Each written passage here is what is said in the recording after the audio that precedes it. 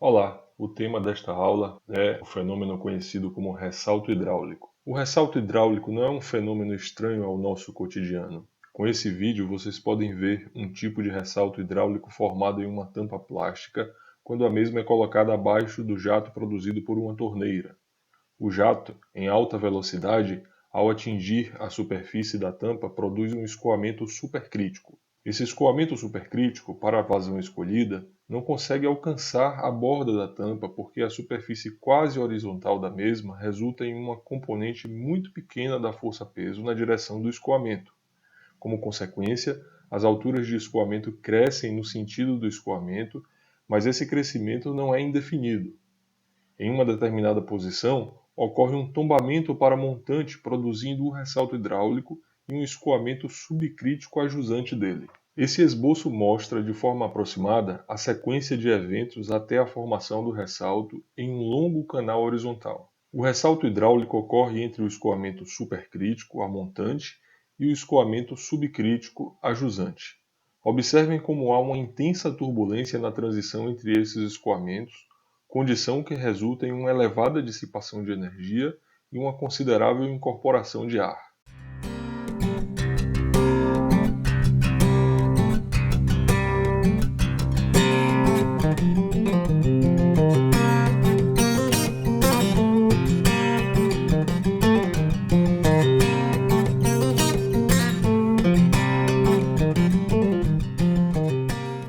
Vejam em câmera lenta como a parte superior do ressalto hidráulico apresenta grandes turbilhões. Notem também que a entrada de ar ocorre principalmente no encontro do escoamento supercrítico com a região inicial onde ocorrem esses turbilhões. Vamos ver mais algumas fotografias, como essa que nos mostra a incorporação de ar de um ressalto a jusante de um pequeno modelo físico de um vertedouro em degraus. Com essa foto, vocês podem ver o escoamento supercrítico a jusante de uma elevação de fundo, seguido de um ressalto hidráulico e do escoamento subcrítico. Na foto também aparece um computador ligado a um sensor ultrassônico que foi utilizado para medir a posição da superfície livre do ressalto hidráulico. Aqui está o ressalto em um canal de grandes dimensões em relação ao anterior. À esquerda é possível ver uma imagem praticamente instantânea e à direita a fotografia é o resultado de uma sobreposição de imagens.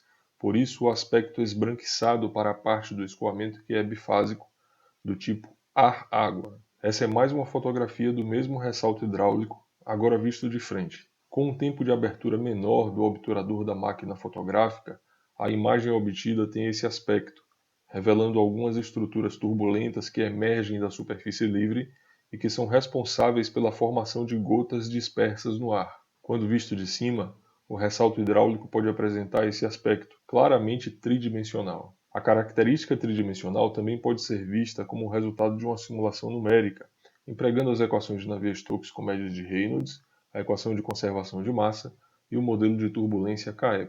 O ressalto hidráulico é empregado como dissipador de energia em sistemas extravasores de barragens e como misturador em estações de tratamento, devido à sua elevada turbulência e consequente dissipação de energia e capacidade de mistura. Nesse vídeo vocês podem ver um ressalto de grandes proporções.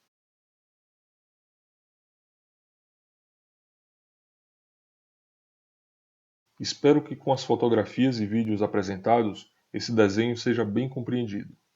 À esquerda, na seção de escoamento supercrítico, a altura de escoamento é pequena e a carga cinética é grande. O contrário ocorre na seção 2, a jusante do ressalto hidráulico, onde o escoamento é subcrítico. Vamos empregar os subscritos 1 e 2 para essas seções, respectivamente. Notem que o ressalto hidráulico é um fenômeno que ocorre na passagem do escoamento supercrítico para o escoamento subcrítico, e, por isso, o nível crítico fica situado em alguma posição entre H1 e H2. Nessa figura também foi esboçada a linha de energia, indicando a elevada perda de carga ΔH, ocasionada pela elevada turbulência própria do ressalto hidráulico. As alturas de escoamento H1 e H2 são denominadas como alturas conjugadas do ressalto hidráulico. Podemos escrever o número de Froude para o escoamento supercrítico como FR1. Considerando um canal retangular, ele é igual à velocidade média em 1 dividida pela raiz quadrada de g vezes h1. Os estudos de Bradley e Peterka de 1957 e de Peterka de 1958 resultaram em uma classificação sobre as diferentes formas que o ressalto hidráulico pode assumir em função do número de Froude da seção 1. O ressalto ondulado, que ocorre para FR1 maior que 1 e menor que 1,7, segundo os autores, é uma transição aproximadamente gradual entre os escoamentos supercrítico e subcrítico, com H1 e H2 aproximadamente iguais e baixa perda de carga. Para Froude 1 entre 1,7 e 2,5, o ressalto hidráulico é denominado como ressalto fraco. Ele apresenta um aspecto ondulatório, uma série de pequenos vórtices na superfície livre do ressalto, uma superfície livre relativamente lisa e perda de carga baixa, não sendo empregado como dissipador de energia em barragens. Para Froude 1 entre 2,5 e 4,5, o ressalto é denominado como oscilante. Peterka descreve esse ressalto destacando a sua ação pulsante com oscilações aperiódicas dos jatos existentes ao longo de sua estrutura interna, que se originam no fundo e se propagam até a superfície livre. Ele menciona também que ondas produzidas por essas oscilações são capazes de viajar por quilômetros ao longo do canal, provocando erosões em estruturas de terra situadas a jusante. O ressalto estacionário ocorre para Froude 1 entre 4,5 e 9 e é utilizado como dissipador de energia em estruturas hidráulicas. Para esse caso, a dissipação de energia varia de 45% a 70% da energia a montante. Para Froude 1 maior que 9, o ressalto é denominado como ressalto forte. Em geral, ele não é utilizado em obras hidráulicas devido ao possível efeito abrasivo e o risco de cavitação. Para a elaboração de projetos de estruturas hidráulicas, precisaremos saber como se relacionam as grandezas características do ressalto hidráulico. Para responder a essa pergunta, vamos escolher um volume de controle que contenha o ressalto hidráulico, em média, como esse desenhado com a linha tracejada. Vamos olhar para a seção de entrada, a seção 1, onde ocorre o escoamento supercrítico. Como as linhas de corrente são aproximadamente retilíneas e paralelas nesse trecho, a distribuição de pressões pode ser assumida como hidrostática. Com essa distribuição hidrostática, a força resultante F1 sobre a superfície de controle de entrada é calculada como a pressão no centro de gravidade vezes a área. Vale lembrar que o H com uma barra superior é a profundidade desde a superfície livre até o centroide da área da seção transversal. As mesmas considerações podem ser feitas para a seção de saída do volume de controle, desde que ela esteja distante da região do rolo do ressalto hidráulico, onde as linhas de corrente apresentam alguma curvatura. Para um canal horizontal, a componente da força-peso no sentido do escoamento é igual a zero. Para canais quase horizontais, os efeitos dessa mesma força podem ser considerados desprezíveis para o estudo que iremos realizar.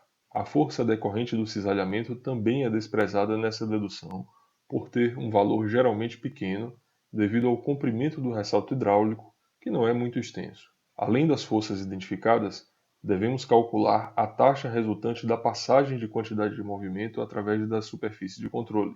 Começando pela entrada, lembremos que a superfície é orientada por um vetor unitário normal à superfície e que aponta para fora do volume de controle.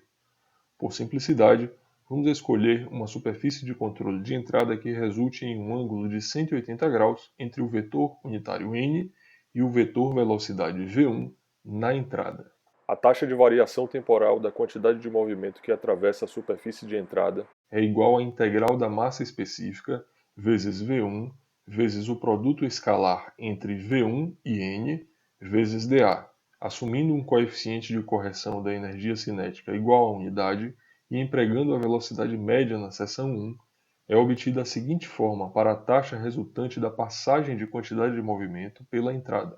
De forma semelhante, vamos calcular a taxa resultante da passagem de quantidade de movimento através da superfície de saída. Assumiremos a ocorrência de regime permanente, em média, e utilizaremos a segunda lei de Newton escrita com a forma integral e euleriana. Substituindo as equações anteriores na segunda lei, e lembrando que a vazão Q é igual a V1 vezes A1, que é igual a V2 vezes A2, podemos escrever a segunda lei com essa forma destacada em amarelo. Substituindo F1 e F2 por suas equações correspondentes, e organizando a equação para que os termos tenham unidade de volume, é definida uma grandeza para o ressalto hidráulico denominada como força específica. Para calcular a altura H1, por exemplo, quando as demais grandezas são conhecidas, utiliza-se a igualdade entre as forças específicas nas seções 1 e 2, o que equivale a resolver a segunda lei de Newton tal como foi escrita anteriormente. Para um determinado valor de f de h, a curva da força específica apresenta duas alturas que são denominadas como alturas conjugadas do ressalto. Você pode calcular a derivada da força específica em relação a h e verificar que o ponto de mínima força específica corresponde ao escoamento crítico. Considerem agora um canal retangular. Para essa forma, a profundidade do centro de gravidade é igual à altura de escoamento dividida por 2, como está escrito aqui para as seções 1 e 2. A área molhada é igual a base vezes a altura, H1 ou H2, dependendo da seção considerada. Com essas equações para H e para a área molhada, podemos reescrever a equação da força específica de uma forma mais simples. Agora vamos substituir a vazão ao quadrado pela vazão específica ao quadrado multiplicada pela largura ao quadrado. Em seguida, divida a largura ao quadrado pela largura que está no denominador para que seja possível simplificar a equação eliminando o b. Multiplique a equação por 2 e organize os termos para que ela fique com a seguinte forma. Vamos reescrever essa parte da equação com um produto notável. Podemos dividir a equação por H1 menos H2 sem a preocupação de ocorrência de uma divisão por zero, já que H1 é diferente de H2. Multiplique a equação por H1 vezes H2 e divida por H1 ao cubo para obter esse resultado intermediário, que pode ser escrito em termos de H2 sobre H1 e do número de Froude de 1 ao quadrado. A equação obtida é uma equação do segundo grau e pode ser resolvida de forma analítica para o cálculo de H2 sobre H1. Como se o H2 sobre H1 fosse o x, o A igual a 1, B igual a 1 e C igual a menos 2 vezes Froude de 1 ao quadrado.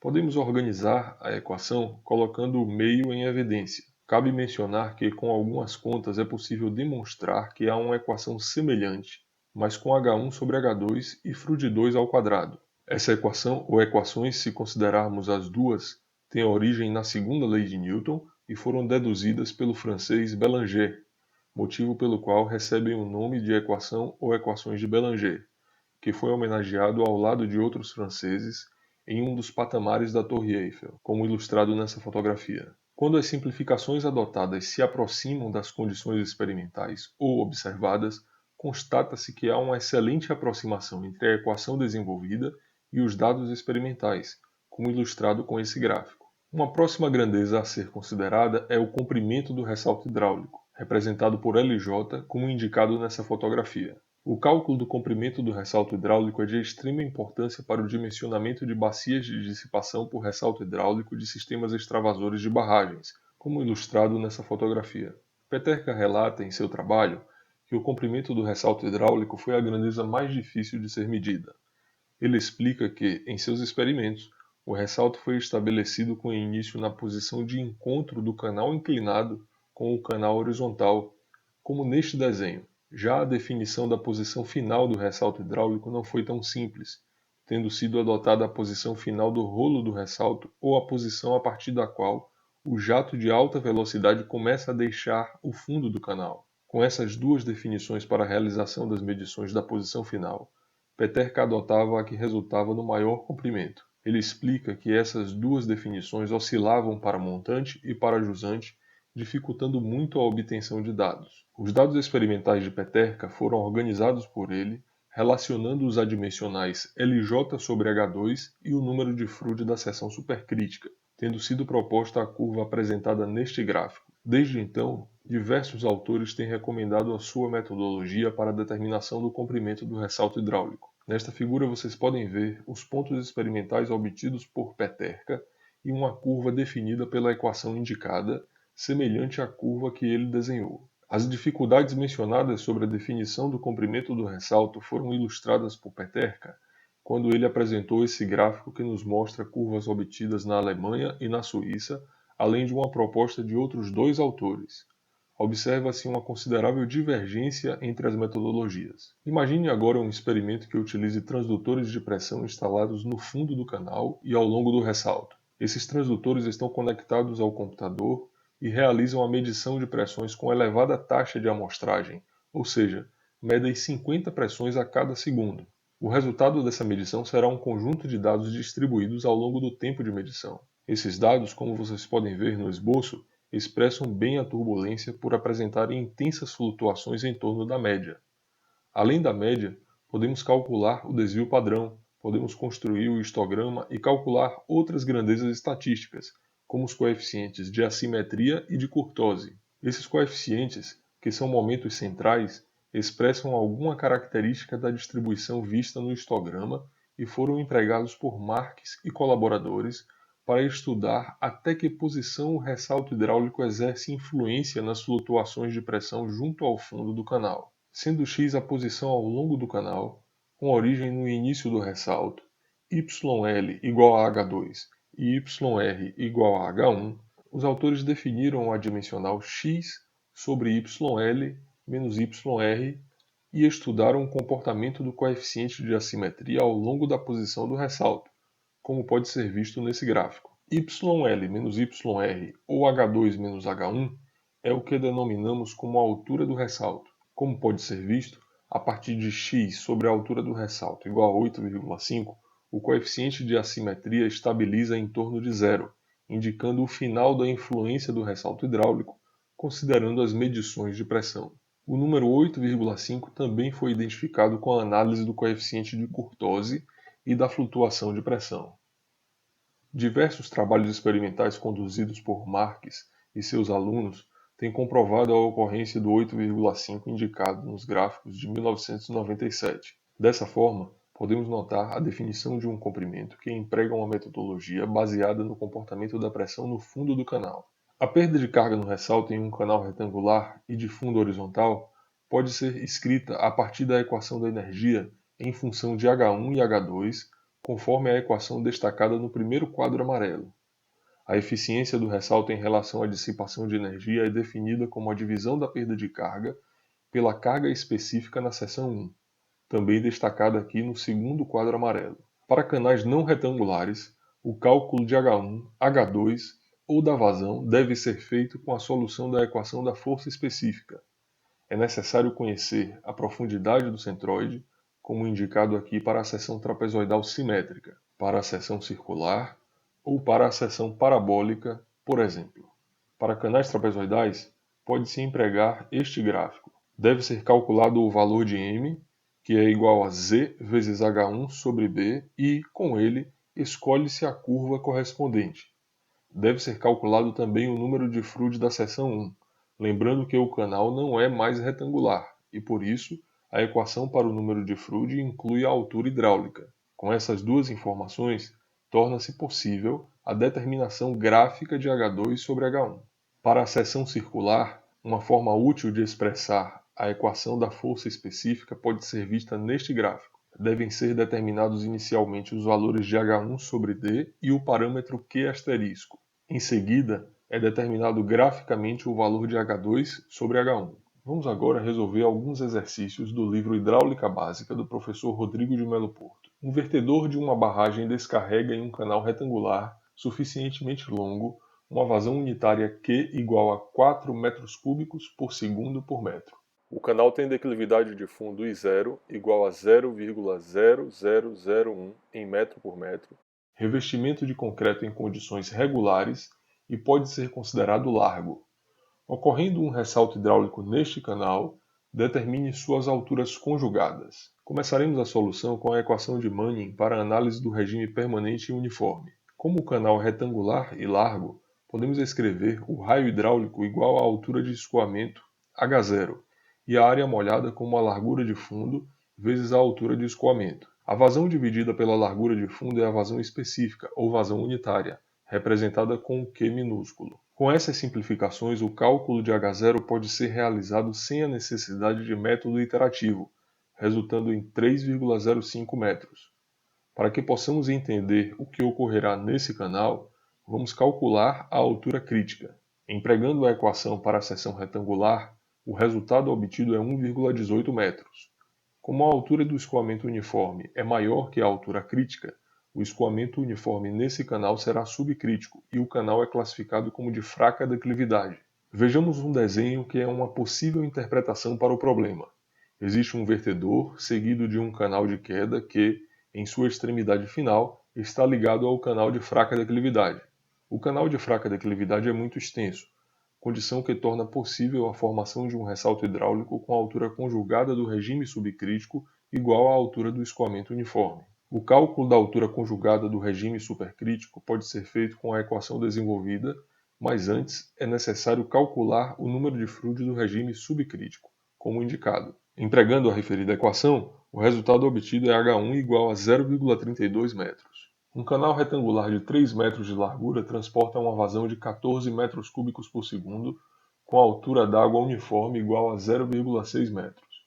Em uma determinada seção, a largura é reduzida para produzir um ressalto hidráulico. Calcular a largura da constrição para que o ressalto se forme exatamente a montante da garganta. Despreze as perdas a jusante do ressalto. Com os dados fornecidos, determine o número de Froude para que seja conhecido o regime de escoamento no canal. Fazendo as contas, o número de Froude resulta igual a 3,21, que é maior que 1, indicando que o escoamento no canal é supercrítico. Com a ocorrência do ressalto hidráulico, a montante da garganta ocorrerá à altura de escoamento subcrítico correspondente ao número de Froude calculado para o escoamento supercrítico. O uso da equação de Bélanger resulta em H2 igual a 2,44 metros. O ressalto à montante da garganta ocorreu devido à redução de largura e, por esse motivo, o escoamento na garganta será crítico, voltando ao regime supercrítico a jusante da garganta, conforme ilustrado nesse esboço. A energia específica do escoamento subcrítico deve ser calculada, como indicado. Vamos escrever a equação da energia entre a seção 2 e a seção da garganta, que chamaremos de seção 3, desprezando a perda de carga, como indicado no enunciado. Como a energia específica na seção 3 é a energia crítica e o canal é retangular, o seu cálculo é realizado com 3 meios da altura crítica na seção 3. A altura crítica pode ser calculada e, com a sua equação para o canal retangular, podemos calcular a vazão específica na seção 3, que resulta igual a 7,25 metros cúbicos por segundo por metro. Finalmente, empregando a equação da continuidade, sabemos que Q1 é igual a Q2, que é igual a Q3. Q3 é igual a B3 vezes Q3. Desse modo, a solução do problema é B3 igual a 1,93 metros. A altura de escoamento no regime supercrítico em um canal trapezoidal com largura de fundo igual a 3 metros, inclinação dos taludes com Z igual a 1,5 e vazão de 20 metros cúbicos por segundo, vale H1 igual a 0,5 metros. Determine a altura conjugada no regime subcrítico. Vamos começar calculando a área molhada, a largura de topo, a altura média e a velocidade média. Com esses valores calculados, podemos calcular o número de Froude do escoamento supercrítico e o parâmetro adimensional m relativo ao ressalto em canal trapezoidal. Com o m obtido, igual a 0,25, identifique a curva correspondente e determine o valor de H2 sobre H1 para o número de Froude igual a 5,28. Notem que o resultado é aproximadamente igual a 5,4. Sendo assim, o valor de H2 é igual a 2,7 metros. Um canal retangular bem longo, de 2 metros de largura, em concreto em boas condições, possui uma comporta plana e vertical de mesma largura, como indicado na figura. Sendo a perda de carga na comporta igual a 5% da energia disponível à sua montante, determine qual deve ser a declividade do canal para que a altura conjugada no regime torrencial do ressalto que se forma jusante da comporta seja igual a 0,3 metros. Determine também a perda de carga no ressalto, a eficiência e o seu comprimento. A altura de água na seção contraída da lâmina vale 0,25 metros. Chamaremos a seção a montante da comporta de seção 0 e a seção contraída como seção 1. Observem que na seção contraída, as linhas de corrente são retilíneas e paralelas, o que leva à distribuição de pressões hidrostáticas. Vamos escrever a equação da energia entre as seções 0 e 1. Observem que a perda de carga entre 0 e 1, conforme o enunciado, é igual a 5% da energia específica montante da comporta. Fazendo as contas, a vazão específica resulta igual a 1,26 metros cúbicos por segundo por metro. O número de Froude da seção contraída indica que ali o escoamento é supercrítico. Observem que o enunciado forneceu a altura conjugada supercrítica, igual a 0,3 metros. Empregando a equação de Bélanger, podemos calcular a altura conjugada do escoamento subcrítico, H2, que resulta igual a 0,9 metros. Como o canal é longo, a altura do escoamento uniforme será igual ao conjugado subcrítico do ressalto hidráulico. Empregando a equação de Manning, a declividade de fundo é calculada como igual a 0,00104 em metro por metro. Com a equação apresentada para a perda de carga no ressalto em canais retangulares, é obtida uma perda de carga de 0,20 metros. Empregando a definição da eficiência do ressalto hidráulico, o resultado obtido é de 16,7%. Agora resta calcular o comprimento do ressalto hidráulico. Precisaremos do número de Froude da seção 1. Fazendo as contas, encontramos 2,45, o que indica a ocorrência de um ressalto fraco. Empregando a metodologia de Peterka, o comprimento calculado resulta aproximadamente igual a 4,3 metros. Aqui estão as referências citadas ao longo desta aula. Agradeço a todos pela atenção e até a próxima.